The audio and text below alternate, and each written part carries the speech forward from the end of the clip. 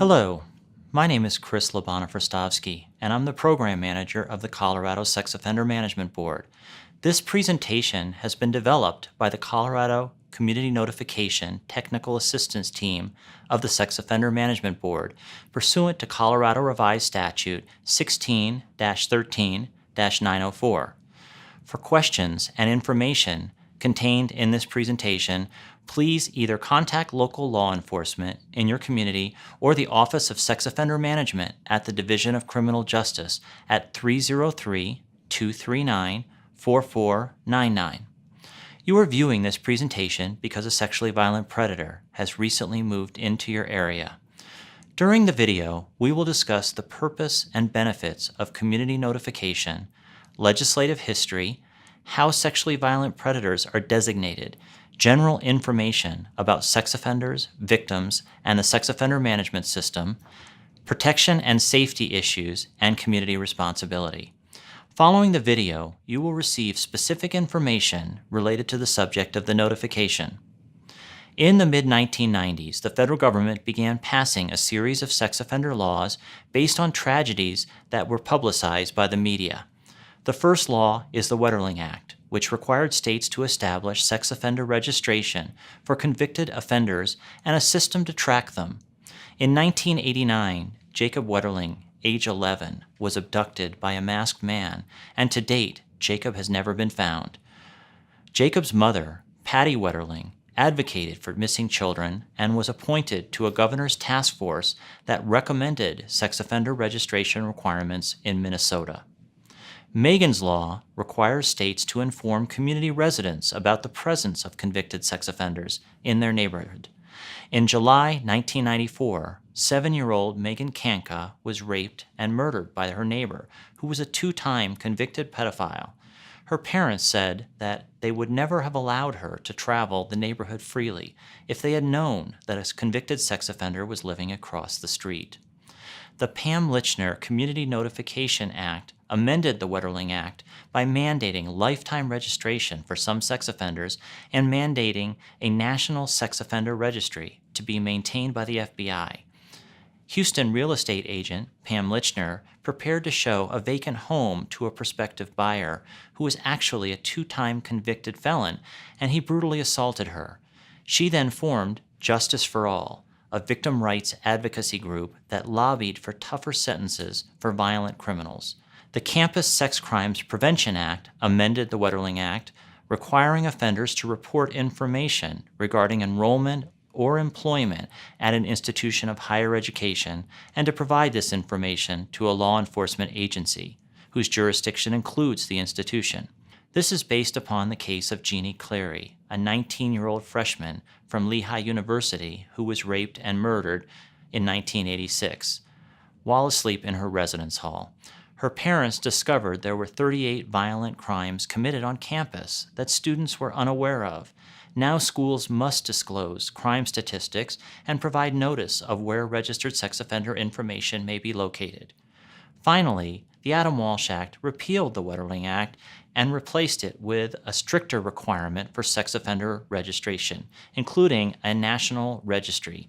This is based upon the case of Adam Walsh, who was kidnapped and murdered in Florida.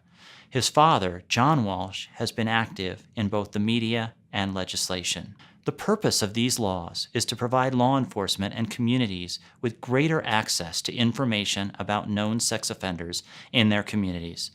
It is important to note that Colorado had a version of all of these laws prior to the federal government mandating them. My name is Jeff Shea, and I'm a Colorado detective who specializes in working with convicted sex offenders. Sex offender registration is required for those who are convicted on or after January 1st, 1991 of an unlawful sexual offense in Colorado or any other state, or released from the Department of Corrections after January 1st, 1991, after serving a sentence for an unlawful sexual offense.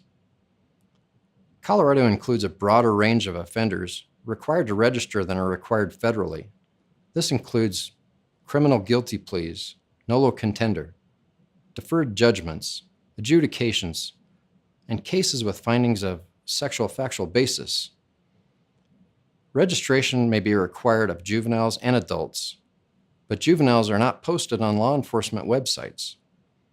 Adults can petition to be removed under certain circumstances after a specific period of time based on their conviction. Sexually violent predators and adults with multiple convictions register for life and cannot petition their courts to stop registering. Juveniles 13 and under can petition for an exception for registration in limited cases, and juveniles can petition to be removed from the registry after successful completion of a court-mandated supervision.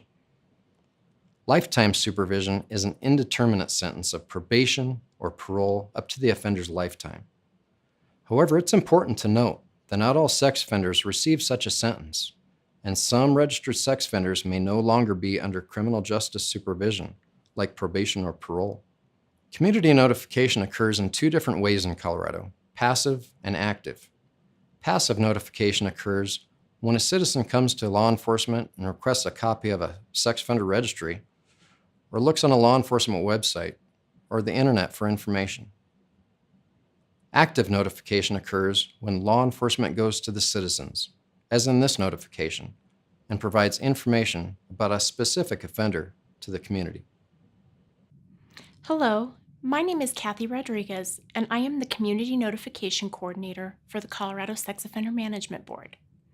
What does SVP mean? All 50 states have some way of designating their highest risk sex offenders. Some refer to them in levels or tiers with a numbering system. Our state refers to them as sexually violent predators, or SVPs. This is a federal legal term and is just a label, not a description of a sexual offense or the person. According to research, the SVP assessment shows SVPs are significantly more likely than non-SVPs to commit a new sex crime post-release. There are two ways in Colorado an individual can receive the label of SVP. The first way is through the Colorado SVP assessment tool called the SOARS. This tool was developed by the Office of Research and Statistics at the Division of Criminal Justice in collaboration with the Sex Offender Management Board. The second way is when the offender is identified as an SVP or its equivalent in another state and then moves here. Our state will then honor that designation, which is determined through the Colorado Bureau of Investigation. In order for a person to even be assessed as an SVP, they must first meet 4 specific criteria according to Colorado statute. First, the offender must be 18 years or older at the time they committed the crime, or if they are a juvenile, they must be tried as an adult. Second, the offender had to commit the crime on or after July 1st of 1997 and have been convicted on or after July 1st of 1999. Third, the conviction must be for one of 4 crimes: sexual assault, unlawful sexual contact, sexual assault on a child, or sexual assault on a child position of trust. Conviction includes guilty plea, nolo contendere, deferred judgment and sentences, attempts, solicitations, and conspiracies to commit. Fourth, the offender must have been either a stranger to the victim or have established or promoted a relationship with the victim for the purposes of sexual victimization. An SOMB-approved evaluator will conduct an evaluation at the time of sentencing and complete the sexually violent predator assessment screening instrument in conjunction with a probation officer assigned to complete a pre-sentence investigation of the offender. If the offender scores in a certain manner, or if the offender has a certain number of prior sex crime convictions, a recommendation will be made to the court that the offender be designated a sexually violent predator. It is ultimately at the discretion of the court or the parole board to make the designation or finding of SVP. So even though an offender can meet all of the required criteria and be scored as an SVP on the assessment, in rare cases the courts or parole board will not make the finding. Therefore, they will not be designated as an SVP. If SVP status or its equivalent is designated by another state or jurisdiction, CBI investigates and determines if the individual's SVP status continues locally.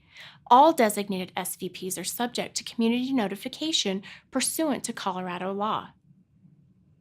I would like to talk to you about some commonly held myths about sex offenders. Many people think that sex assault is not prevalent, but estimates indicate that 1 in 3 girls and 1 in 7 boys have been victims of sexual assault. Most people think that sex offenders are caught and sent to prison, when the majority of sex offenders are never detected. In fact, only 16% of sexual assaults are ever reported to the authorities. Many people believe that sex crimes are impulsive, but research suggests most are carefully planned. Some people think you can tell who sex offenders are, when in reality, there is no typical sexual offender. They come from all walks of life. It is important to note, however, that most sex offenders are male, and sexual offending behavior has some common characteristics. For example, many offenders engage in crossover behavior. This means that while they may be caught committing one type of behavior, they can be at risk for committing other types of sexual offending behavior as well. Research in Colorado suggests that convicted rapists have often also molested children, and convicted child molesters have often also sexually assaulted adult victims. This means that the crime an offender is convicted for is not necessarily their only indicator of risk. Many people believe that sex offenses occur in dangerous places, when in fact, the majority of offenses occur in either the offender or the victim's own home. In addition, there is often a misconception that offenders are strangers to victims, when statistics show that 93% of child victims know the perpetrator prior to the offense. I would like to talk to you about community supervision requirements for convicted sex offenders in Colorado within the sex offender management system. Colorado uses the containment model developed by Colorado after having observed similar models in other states, including Oregon, in the mid-1990s. The model includes collaboration from the supervising officer, usually a parole or probation officer, the treatment provider who specializes in working with sex offenders, and a polygraph examiner who administers specialized lie detector tests. The combination of comprehensive treatment and carefully structured and monitored behavioral supervision may assist some sex offenders to develop internal control over their behavior. Sex offenders under community supervision are required to comply with many criminal justice mandates and are governed by numerous restrictions and prohibitions. The special conditions of community supervision often include the following: prohibited contact with minors under the age of 18, prohibited use of any substances, including alcohol, implementation of a curfew, the use of global positioning systems or ankle monitors, participation in sex offender evaluation and treatment, undergoing polygraph examination and arousal assessment, restrictions regarding where the offender goes and lives, etc. Citizens can assist by being involved in their communities and being aware of public safety issues. If a community member is aware of concerns regarding a sex offender under community supervision, he or she is encouraged to speak with the offender's supervising officer or can always contact law enforcement. It is important to also discuss victim dynamics and unfortunate misconceptions society often has related to the victims of sexual assault. Some people think that victims are in some way responsible for the abuse that they suffered. Victims are not to blame and in no way deserve any form of abuse, regardless of the situation.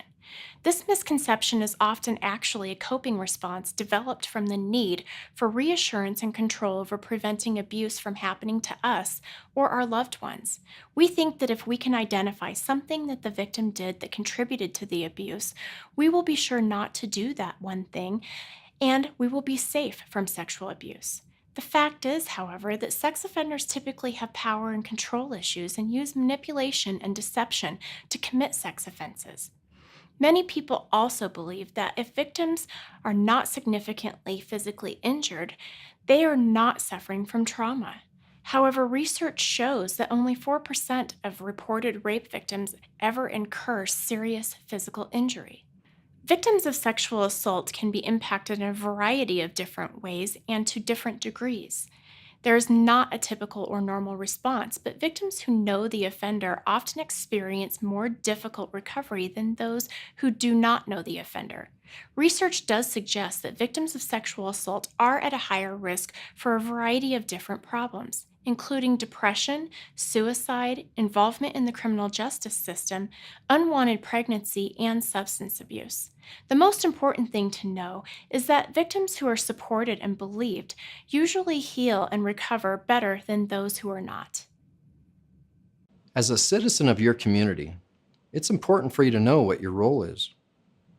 Now, Kathy previously mentioned that you can assist by contacting law enforcement with any issues or concerns you may have related to sex offenders in your area. However, it's also important for you to understand that you can help protect your community by ensuring that the sex offender is not harassed or intimidated. You may not agree with this, and it may be difficult to hear, but research has consistently shown that sex offenders are at a higher risk to commit a new offense when they're unstable, and vice versa, they're at a lower risk to commit a new offense when they have stable housing, steady employment, and positive support from family and friends who are aware of their offenses and who can help with resources and services. Sex offenders who become victims of vigilantism are more likely to go underground and not report their whereabouts to authorities. If we don't know where they are, we can't track them, supervise them, or treat them. Let's make our community safer by ensuring that the offenders we do know about are able to access support and be held accountable. I'd like to talk to you about community protection and issues. It's important to talk to your children about the SVP and other sex offenders. Some tips that may help are to avoid scary details, use language that's honest and age-appropriate. Teach your children not to make contact with the offender, but also not to harass them. And teach your children to always tell a safe adult if someone is being inappropriate with them or touching them inappropriately. It's important to pay attention to your children's behavior as well as their thoughts and feelings. To model appropriate behavior, use good judgment in choosing friends and partners, to not put them in risky situations, and to teach them the danger of keeping secrets. You can role-play different scenarios with them. Teach them appropriate social behaviors, the correct names for body parts, and that adults are not always right. But remember that the biggest threat to our children still remains from those our child already knows, not the registered sex offender living the next block over.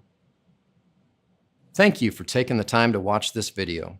Immediately after this educational portion, you'll see details about the subject of this notification.